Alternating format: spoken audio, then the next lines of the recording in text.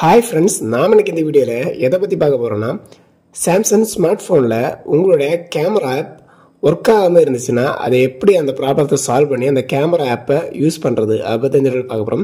So இப்போ நார்மலா camera ஆப்பை நீங்க கிளிக் பண்ணா அது ஓபன் ஆகாம அப்படியே ஸ்டில் ஐகான் மாதிரி இருக்கும். இல்லனா அப்படியே ஒரு மாதிரி ஹேங் ஆயிட்டே இருக்கும். சோ இந்த மாதிரி ஒரு ப்ராப்ளம் இருந்துச்சுனா ஃபர்ஸ்ட் நீங்க உங்க மொபைல் போன்ல செட்டிங்ஸ் ஆப்ஷனை கிளிக் பண்ணிக்கோங்க. அதை கிளிக் பண்ணி அந்த பேஜ்ல நீங்க லாஸ்டா கீழ வரும்போது பாத்தீங்கன்னா ஆப்ஸ்னு ஒரு செக்ஷன் இருக்கும். அந்த ஆப்ஸ் செக்ஷனை கிளிக் பண்ணிக்கோங்க. அதை கிளிக் பண்ணே உங்க மொபைல் போன்ல இருக்க ஆப் எல்லாமே காமிக்கும். சோ அதனால நீங்க கீழ வரும்போது பாத்தீங்கன்னா உங்களுடைய கேமரா ஆப்பை வந்து பாத்தீங்கன்னா சர்ச் பண்ணிக்கோங்க. சோ உங்களுடைய கேமரா ஆப்பை பார்த்த உடனே பாத்தீங்கன்னா ஜஸ்ட் அதை கிளிக் பண்ணிக்கோங்க. சோ அந்த கேமரா ஆப்பை கிளிக் பண்ண உடனே பாத்தீங்கன்னா டேட்டா வந்து அதோட பேஜுக்குள்ள போயிடும், ஆப் இன்ஃபோக்குள்ள போயிடும். சோ இதுல வந்து பாத்தீங்கன்னா நீங்க கீழ வரும்போது ஸ்டோரேஜ் ஒரு ஆப்ஷன் இருக்கும் பாத்தீங்கன்னா தெரியுமா, அதை கிளிக் பண்ணிக்கோங்க. அந்த ஸ்டோரேஜ் ஆப்ஷனை கிளிக் பண்ணே கீழே வந்து ரெண்டு ஆப்ஷன் கொடுத்துருப்பாங்க. ஒன்று கிளியர் கேட்ச், இன்னொன்று பார்த்தீங்கன்னா கிளியர் டேட்டா.